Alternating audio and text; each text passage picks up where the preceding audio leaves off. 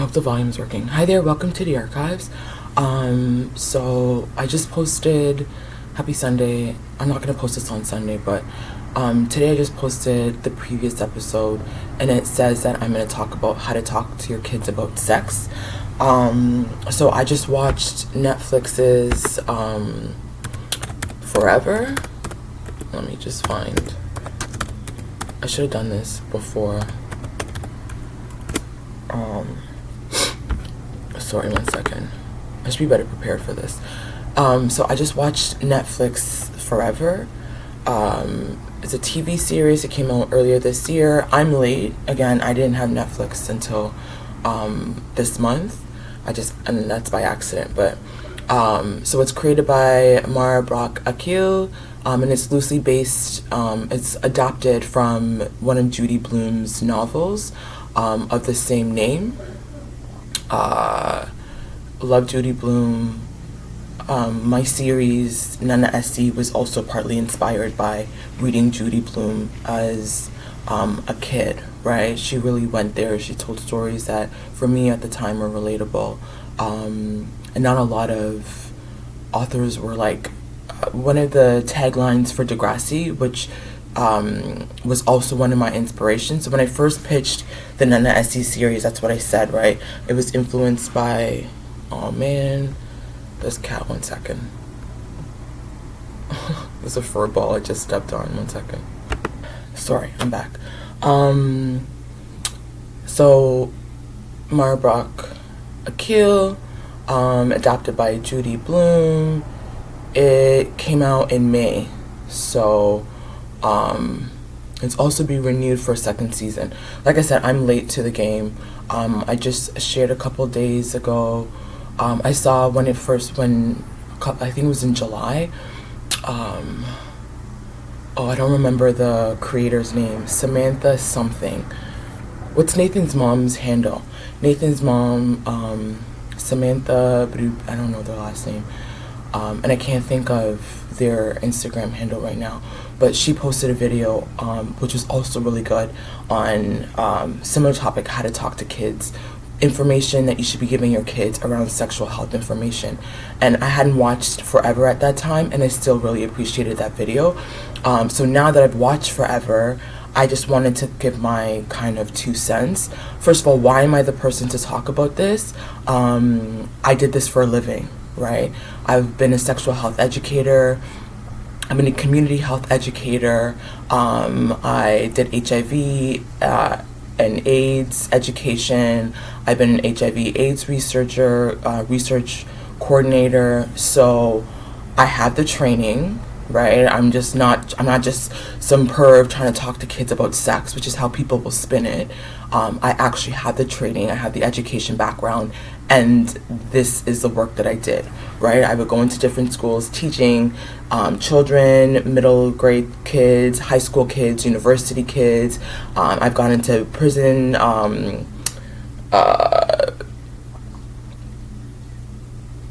what's the word? I can't speak today. Old age homes, community centers, all of that, right? Colleges. So I've taught sexual health education to people.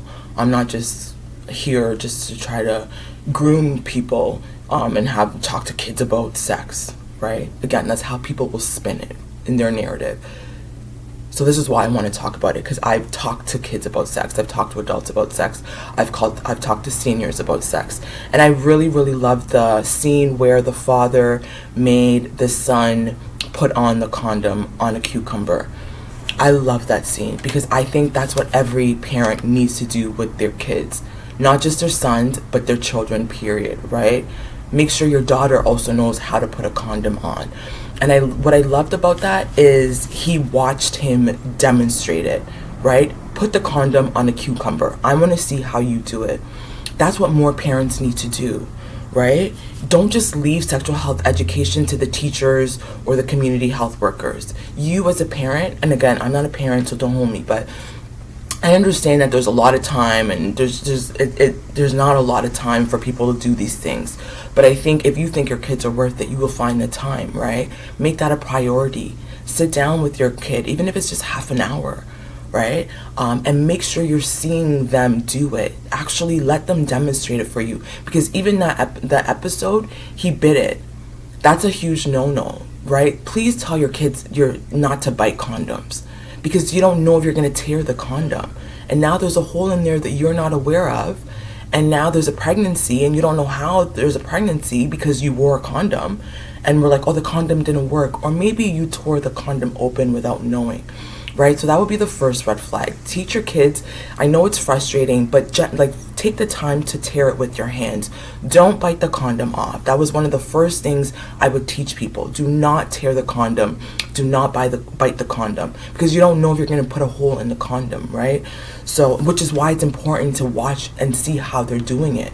Not because you're a perv, but because you want to make sure that your children have the best information, and that you as a parent are the one that's giving it to them, right? I love that scene. Again, use a cucumber, use a zucchini. For the witchy folks who have crystal wands, use a crystal wand.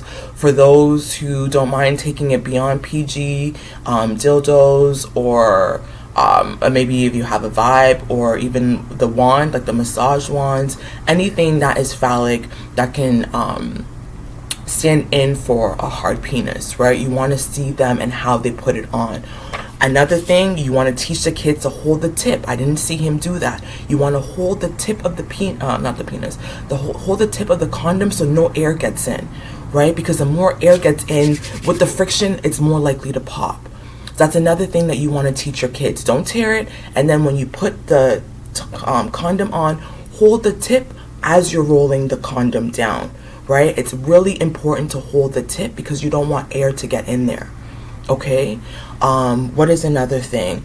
Again, normalize teaching about dental dams, right? Dental dams are the latex that you would hold either over a vulva or an anus to do oral play. And the importance of that is a barrier. So a condom is a barrier, right, between you and the skin. It helps prevent STIs, STDs, HIV. Same with the dental dam, right? I don't have a dental dam here. But normalize teaching kids about dental dams. Normalize teaching kids how to turn a condom into a dental dam. So all you do is you can just cut the condom, open it up, and now you have a makeshift dental dam. Again, dental dams are for oral play, right? Either on a vulva or on the anus. If you don't want to lick the anus, you want a barrier there, you can use a dental dam. Also, normalize female condoms, right? Female condoms are a thing. It's a little bit awkward, right? They're bigger.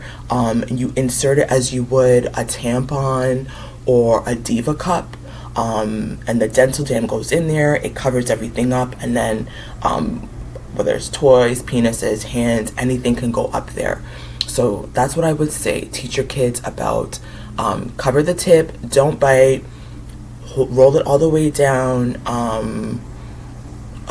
Dental dams, female condoms. What else? Don't use your teeth, cucumbers. Normalize foreplay, right? There was a scene there where there wasn't any foreplay and then she was awkward to ask. Teach your kids about foreplay, right? It's not teaching them to be deviant, sexual deviants, right? Especially within Christian folks, you're not supposed to talk about sex at all. Never mind, you're teaching your kids about going down on somebody. Please teach your kids how to go down on people, right? Normalize foreplay because it's good for them, right? Your mental health, the endorphins, the dopamines, but also it makes, especially for women or for female identified folks with vulvas, it gets things going, right? The more lubricated you are, the more safer you are. Lube is not, you're right, do not do that. Lube is not just like, especially now with the Diddy trial, lube is getting such a bad rep, but lube is actually a safer sex practice, right? Because again, the more lube you have, the less friction there is, the less tearing there is, right? The less tearing there is, the less likelihood of something getting into your body, right? Skin to skin contact. So lube is not just about being a freak. Lube is actually about safer sex practices. It is a public health thing. Okay, so normalize telling your kids, have a little thing of lube, have a bottle of lube, right? It's actually better for both parties, especially if you're wearing a condom, right? Because if she's not wet, now you have something that's there. Also, you want to make sure that the type of lube goes with the type of condom that you're using, right? If you're using oil-based lube, is that going to work with the condom you have? Or is that now going to make the condom null and void?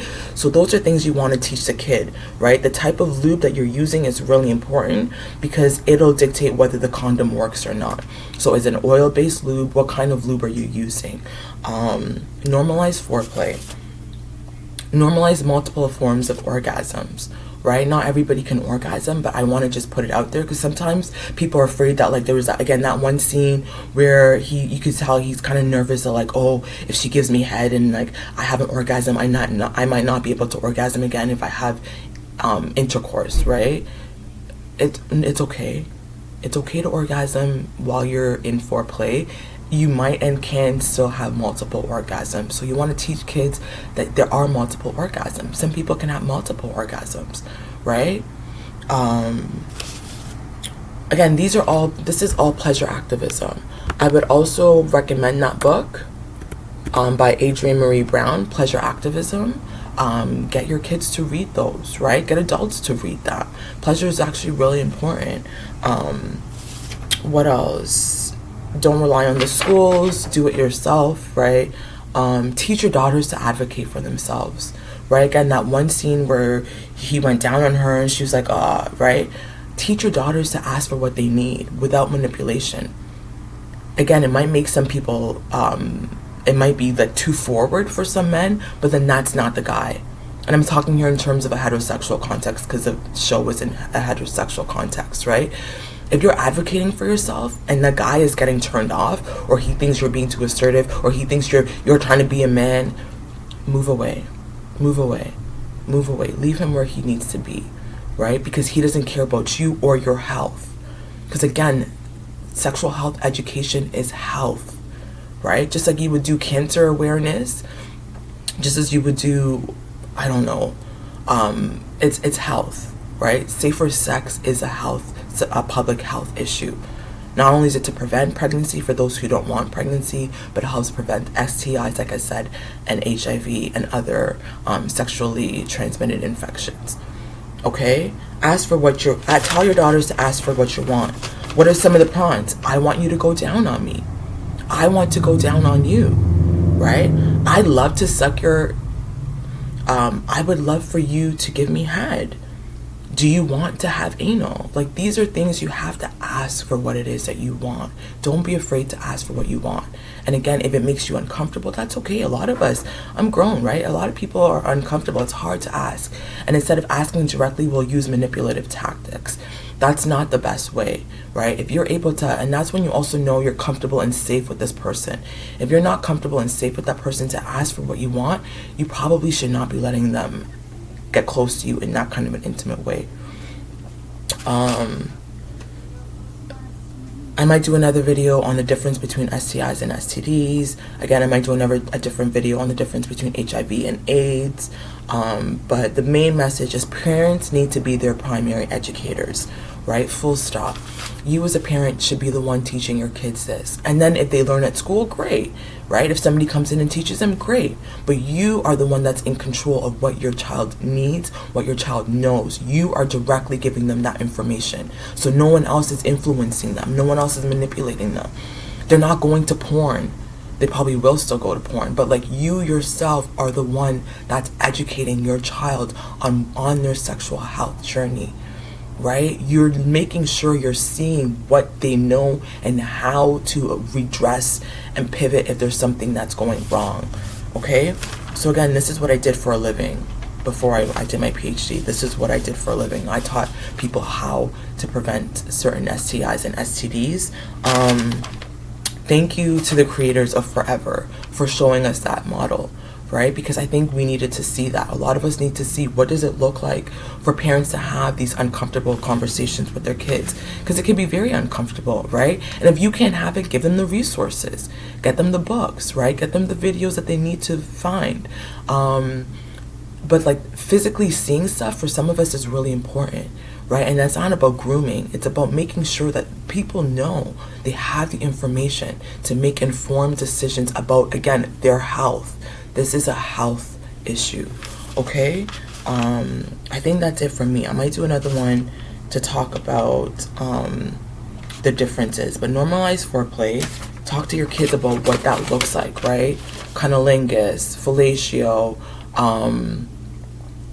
anal, right? All of those things. Again, it might seem like something that's deviant to you, but you don't know if that's what your kid is getting into. And if that's what your kid is getting into, you want to make sure that they're well informed, so they're not getting sick, that they're not giving somebody something, and that they're not bringing unwanted pregnancies into this world if that's not what they choose to do, right? Now you don't even have to get into the abortion conversation because they're not getting pregnant in the first place.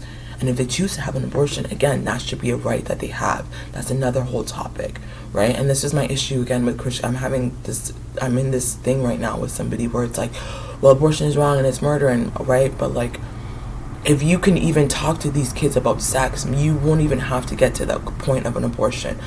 But conservatives don't even want to talk to anybody about sex. It's the most immature thing. It's like, hee, these are penis, hee. Grow up. Please grow up. For the love of God, grow up. If you can't even say the word penis, if you can't even say the word vulva, how are you supposed to teach your kids about these things? How are your kids supposed to be safe? So again, I can share this because this was my career. This is what I got paid to do, right? And that's what I wanted to share. So those are the things I would say that Netflix is Forever reminded me around how to have conversations with kids and what to look for. Please hold the tip of the penis so there's no air bubbles. Please don't bite the condom so you don't put a hole in it. Please do use lube, right? Because lube is actually a safer sex practice. The more dry things are, think about it. Something that's dry and now there's friction, there's going to be ripping, there's going to be tears, it might be bleeding, right? All of that makes it easier for HIV, for instance, to get into the bloodstream. If you're using lube, you're minimizing some of that friction, okay? So again, it's not just a freaky thing because, again, I hate Diddy for doing that, for giving lube such a bad rap. Because again, it's a safer sex practice. So those are some of the things that I would say in terms of how to talk to your kids around conversations of sexual health. It is actually health. It is a public health thing. Until next time, in solidarity.